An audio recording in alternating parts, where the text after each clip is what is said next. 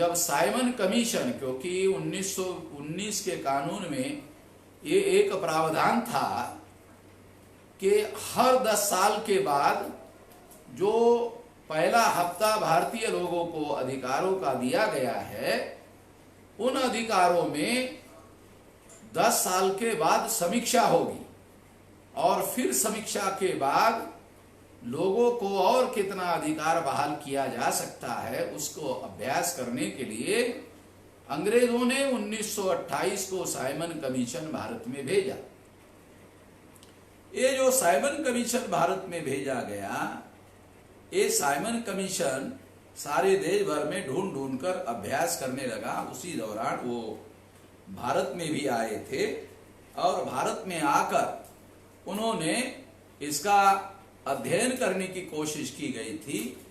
तो उसके विरोध में गांधी जी के द्वारा सारे देश भर में साइमन चले जाओ का आंदोलन शुरू किया। यह आंदोलन शुरू करने के पीछे गांधी जी का मकसद ये था कि साइमन कमीशन ने जो एससी एसटी ओबीसी के लोग हैं उन लोगों को भी रिप्रेजेंटेशन दिया जाना चाहिए और इस तरह की बात उठाई और उनको भी रिप्रेजेंटेशन मिलना चाहिए, क्योंकि 1919 के कानून में यह प्रावधान नहीं किया गया था। इस बात को ध्यान में रखते हुए कि उनको भी अधिकार मिलना चाहिए, तो गांधी जी ने यह सोचा कि आजादी का आंदोलन तो हम चला रहे हैं और अधिकार इन लोगों को मिल रहे हैं, ये अधिकार नहीं मिलने चाहिए।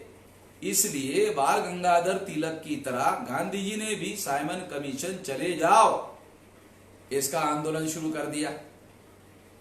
तो साइमन कमीशन का आंदोलन जो गांधी जी के द्वारा शुरू किया गया था, ये आंदोलन एससी एसटी ओबीसी के लोगों को प्रतिनिधित्व, लोकतंत्र में प्रतिनिधित्व नहीं मिलना चाहिए, इसके लिए था।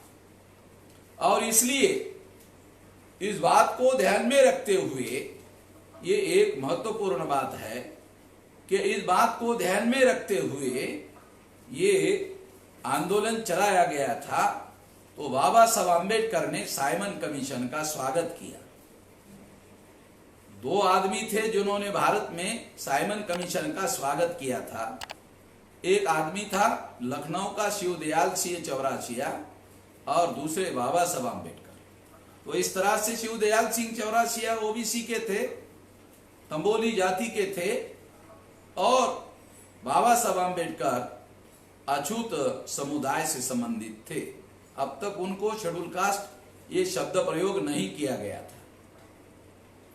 तो इस तरह से जब ये साइमन कमीशन का गांधी जी के द्वारा विरोध हुआ, तो ये विरोध को साइमन ने या अंग्रेजों ने ध्यान में रखा और इस विरोध को ध्यान में रखते हुए गांधी जी ने जो विरोध किया गया था, तो गांधी जी को उन्होंने पूछा कि आप क्यों विरोध कर रहे हैं? यदि आप विरोध कर रहे हो तो क्यों विरोध कर रहे हैं? तो गांधी जी ने उनको कहा कि साइमन कमीशन पर भारतीय प्रतिनिधित्व नहीं लिया गया है, इस वजह से मैं विरोध कर रहा हूं। तो साइमन ने उनको कहा कि ये अंग्रेजों का सरकारी कमीशन है और सरकार के द्वारा सरकारी प्रतिनिधियों को उन्होंने नियुक्त किया है, इसलिए इसमें भारत के प्रतिनिधि नहीं लिए गए हैं, तो इससे आपको चिंता करने की कोई जरूरत नहीं है। जब इसका रिकमेंडेशन आएगा तो रिकमेंडेशन पर राय लेने के लिए आप लोगों की राय ली जाएगी।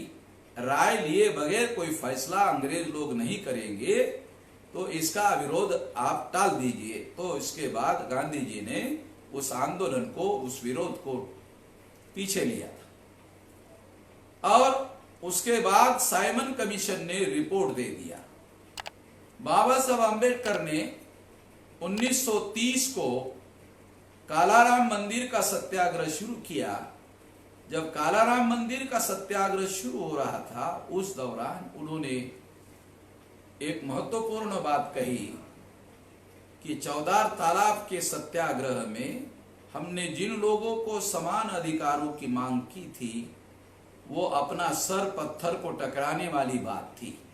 इसलिए पहले हम ऐसा मानते थे कि अस्पृश्यता हिंदू धर्म पर लगा हुआ कलंक है, मगर अब हम ऐसा नहीं मानते हैं कि अब हम ऐसा मानते हैं कि ये अछूतों के शरीर पर नरदेह पर लगा हुआ कलंक है और इस कलंक को पोंछने की धोने की जिम्मेदारी केवल अछूतों की है।